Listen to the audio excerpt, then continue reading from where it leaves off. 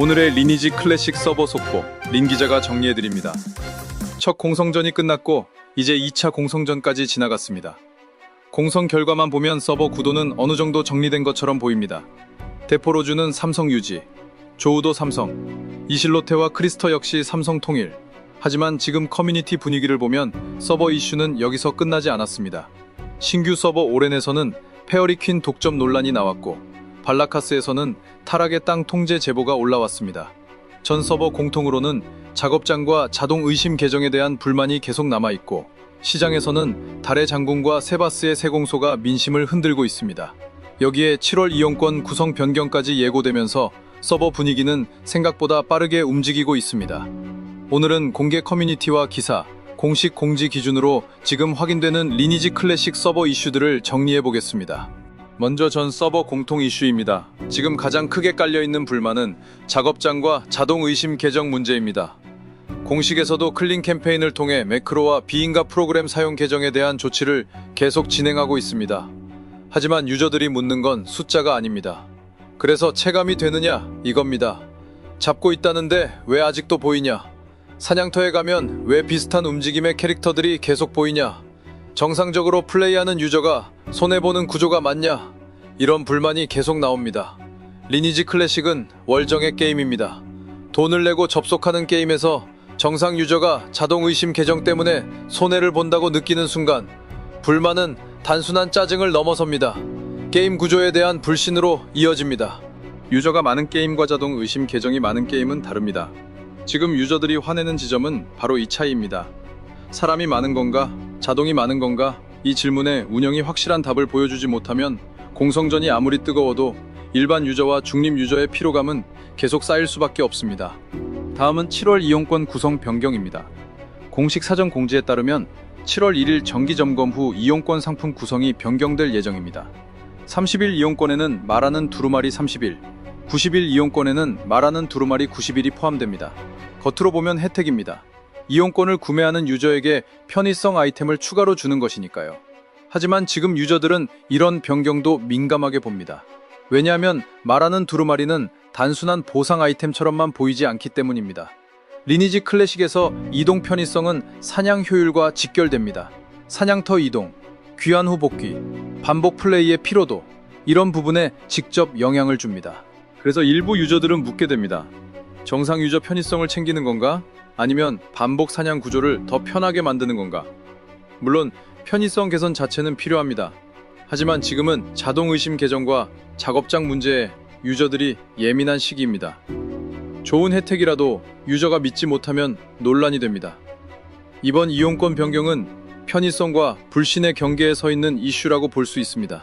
다음은 오렌 서버입니다. 오렌은 신규 서버입니다. 신규 서버는 초반 분위기가 중요합니다. 누가 먼저 장비를 맞추느냐, 누가 먼저 제작 재료를 확보하느냐, 누가 먼저 혈맹 구도를 잡느냐, 이 초반 흐름이 나중에 서버 권력으로 이어집니다. 그런데 오랜 서버에서는 공성보다 먼저 페어리퀸 접근 방해 논란이 커뮤니티에 올라왔습니다. 여기서 정확히 짚고 가야 합니다. 페어리퀸은 일반적인 의미의 보스 몬스터처럼 잡아서 드랍을 먹는 대상이라고 보기 어렵습니다. 유저들이 문제 삼는 것도 누가 페어리퀸을 잡았느냐가 아닙니다. 페어리퀸을 끌고 다니거나 일부러 접근하기 어렵게 만들어서 다른 유저들이 이용하지 못하게 하는 것 아니냐는 주장입니다. 다만 이 부분은 공식적으로 확정된 사실이 아니라 커뮤니티 제보성 글입니다. 그래서 누가 확실히 잘못했다, 누가 불법을 저질렀다 이렇게 단정할 수는 없습니다. 하지만 이 논란이 중요한 이유는 분명합니다. 신규 서버에서 벌써부터 일반 유저가 특정 콘텐츠에 접근하기 어려운 구조가 만들어지는 것 아니냐는 불안감이 생기고 있다는 점입니다. 리니지에서 경쟁은 당연합니다. 하지만 유저들이 불만을 가지는 순간은 다릅니다. 경쟁에서 진 느낌이 아니라 경쟁할 기회 자체가 막힌다고 느낄 때입니다. 오렌의 페어리퀸 논란은 바로 이 지점에 걸려 있습니다. 공성전이 열리기 전부터 페어리퀸 등장 자리가 작은 성이 되어버린 겁니다. 성문은 아직 없지만 이미 통제의 냄새는 나고 있습니다. 오렌의 진짜 이슈는 이제 시작입니다. 다음은 데포로즈입니다. 데포로즈는 역시 1서버답게 공성 규모 자체가 컸습니다. 하지만 결과는 이변이 없었습니다. 똘망케 연합의 삼성 유지, 강호 연합은 계속 돌격했지만 외성문을 지키는 바리케이트 라인을 뚫지 못했습니다. 이번 2차 공성전에서는 모든 성에 외성문이 추가됐습니다. 원래 의도는 진입 경로를 늘려 공성 측에게 변수를 주는 것이었습니다. 하지만 실제 결과를 보면 오히려 인원이 많은 쪽이 더 유리해진 그림도 나왔습니다. 길이 늘어나면 약한 쪽은 찌를 곳이 많아지는 게 아니라 막아야 할 곳이 많아집니다. 반대로 인원이 많은 쪽은 문이 하나 더 생겨도 병력을 나눠 세울 수 있습니다. 대포로주에서 그 차이가 크게 보였습니다. 대포로주의 현재 이슈는 누가 성주냐가 아닙니다. 이 구도를 깰 수 있느냐입니다. 똘만케 연합이 강한 건 이미 확인됐습니다. 이제 남은 질문은 하나입니다. 강호연합이 다음 공성에서 성 하나라도 흔들 수 있느냐? 만약 다음에도 같은 그림이 반복된다면 대포로주는 사실상 1강 체제가 굳어졌다고 봐야 합니다. 다음은 조우 서버입니다. 조우는 이번 2차 공성전에서도 가장 극적인 장면이 나온 서버 중 하나였습니다. 결과만 보면 비견합의 삼성입니다. 하지만 과정은 단순한 세대형이 아니었습니다. 비견합은 인원 우세를 바탕으로 드스련합이 차지하고 있던 성들을 빠르게 되찾았습니다. 수호탑이 무너지고 성주가 바뀌고 흐름은 비견합 쪽으로 넘어갔습니다. 여기까지만 보면 조우도 그대로 끝나는 분위기였습니다. 하지만 드스련합은 포기하지 않았습니다. 성을 빼앗긴 뒤에도 계속 들이받았고 전투는 끝까지 이어졌습니다. 특히 마지막 순간 양쪽의 시선이 오크 요새로 쏠리면서 분위기가 다시 바뀌었습니다. 종료 2분에서 3분 전 오크 요새 수호탑 주변으로 병력이 몰렸고 왕관 싸움이 벌어졌습니다. 성주가 여러 차례 바뀌는 혼전 끝에 마지막 깃발은 비견합이 꽂았습니다. 결과는 비견합의 승리입니다. 하지만 드스련합도 완전히 무너진 그림은 아니었습니다. 밀렸지만 마지막에 한 번 더 흔들었습니다. 조우는 한 줄 요약으로 끝내기 어렵습니다. 비견합 삼성 맞습니다. 하지만 그 안에는 드스련합이 마지막까지 포기하지 않은 오크 요새 난전이 있었습니다. 다음 공성에서도 조우는 지켜봐야 합니다. 이 서버는 결과가 굳어지는 것처럼 보여도 마지막 몇 분에 다시 흔들릴 수 있는 서버입니다. 다음은 이실로테입니다. 이실로테는 에이지 연합이 삼성 통일에 성공했습니다. 지난 공성에서 윤다우드 성을 내주며 2대1 구도가 나왔던 서버였는데 이번에는 다시 삼성으로 정리됐습니다. 그런데 이실로테에서 눈에 띈 건 단순히 힘으로 찍어 누른 장면이 아니었습니다. 전략이었습니다. 에이지 연합은 성 내부로 진입한 뒤 바로 수호탑을 부수고 왕관을 쓰는 방식을 택하지 않았습니다. 대신 수호탑 주변을 먼저 둘러쌌습니다. 바리케이트를 세우고 인원으로 공간을 막고 상대가 들어올 틈을 줄였습니다. 그리고 종료 직전에 왕관을 쓰는 그림을 만들었습니다. 이건 리니지다운 계산입니다. 공성전은 1시간 내내 성주인 사람이 이기는 콘텐츠가 아닙니다. 끝나는 순간 성주인 쪽이 이깁니다. 그러니까 먼저 왕관을 쓰고 1시간 내내 맞을 필요가 없습니다. 마지막에 쓰면 됩니다. 이실로테의 이번 공성은 누가 더 많이 때렸느냐보다 누가 시간을 더 잘 썼느냐의 싸움이었습니다. 힘싸움이 아니라 시간 싸움. 이실로테는 그렇게 정리할 수 있습니다. 다음은 크리스터입니다. 크리스터는 다른 서버에 비해 주목도가 낮아 보일 수 있습니다. 하지만 이번 공성에서는 분명히 볼거리가 있었습니다. 태산군주. 지난 공성 당시 49레벨이었던 태산군주가 50레벨을 찍고 2차 공성전에 나섰습니다. 바포메트 변신 군주의 공성전. 이 장면 하나만으로도 크리스터는 이야깃거리가 있는 서버가 됐습니다. 크리스터의 구도는 태산군주의 섭섭연합과 반왕인 스타연합의 경쟁입니다. 스타연합은 윤다우드 성에서 동문과 남문을 오가며 진입을 시도했지만 수비 라인을 걷어내지 못했습니다. 이후 켄트성과 윤다우드 성을 번갈아 치며 흐름을 바꾸려 했지만 결과적으로 밀리는 모습이 나왔습니다. 그런데 종료가 가까워진 시점, 갑자기 무대가 오크 요새로 바뀝니다. 오크 요새의 성주가 바뀌면서 양쪽 병력이 순식간에 몰렸고 수호탑 주변에서 대난전이 벌어졌습니다.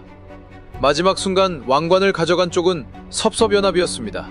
크리스터는 이번 공성으로 섭섭연합의 삼성 통일이 완성됐습니다. 하지만 이 서버의 핵심은 단순히 삼성이라는 결과가 아닙니다.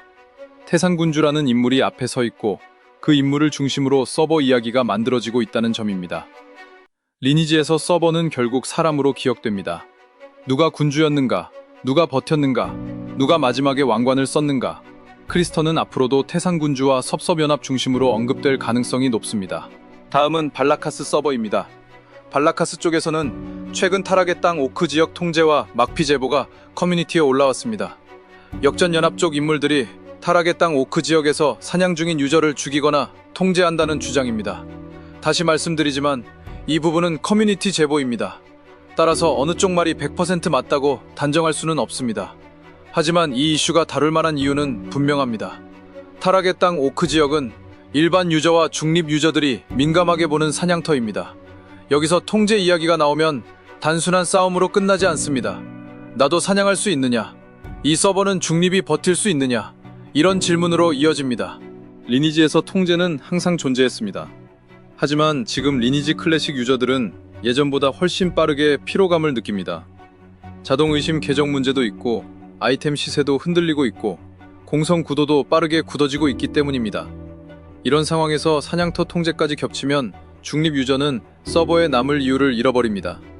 발라카스의 타락의 땅 제보는 단순히 한 유저가 죽었다는 이야기가 아닙니다. 이 서버에서 중립이 어디까지 버틸 수 있느냐, 그 질문이 걸려있는 이슈입니다. 마지막은 전 서버 시장 이슈입니다. 최근 커뮤니티에서 가장 눈에 띄는 아이템은 달의 장궁입니다. 달의 장궁은 요정 유저들에게 상징성이 큰 무기입니다. 원거리 데미지, 원거리 명중, 그리고 문라이트 일옵션 발동 옵션까지 붙어 있습니다. 문제는 가격입니다.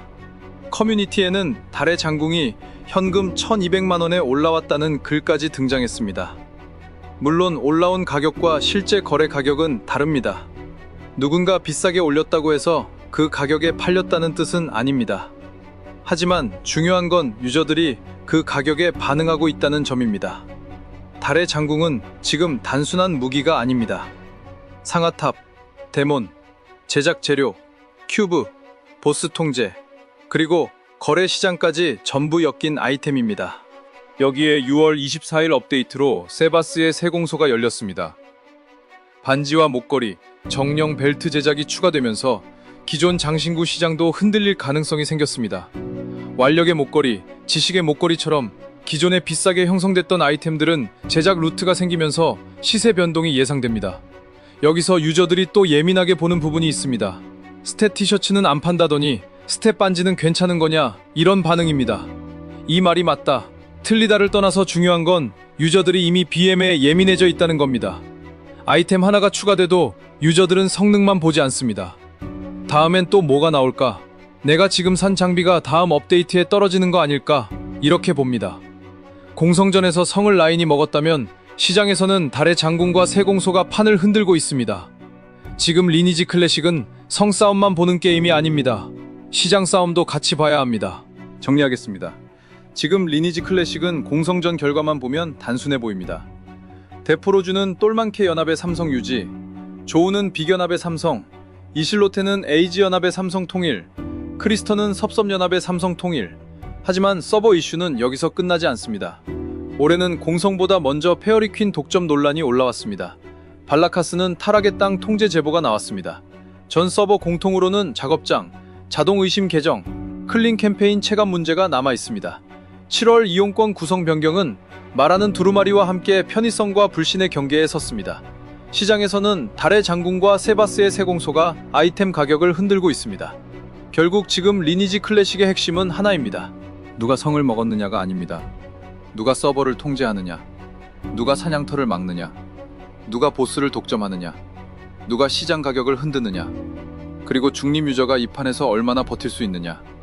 이 질문들이 앞으로의 서버 분위기를 결정하게 될 겁니다. 여러분의 서버는 지금 어떤 상황입니까? 큰 서버든 작은 서버든 상관없습니다. 확인할 만한 제보가 있다면 댓글로 남겨주세요. 링기자가 확인해보고 다음 서버 브리핑에서 다뤄보겠습니다. 오늘의 링기자 서버 브리핑은 여기까지입니다. 구독과 좋아요는 다음 서버 브리핑 제작에 큰 도움이 됩니다. 지금까지 링기자였습니다.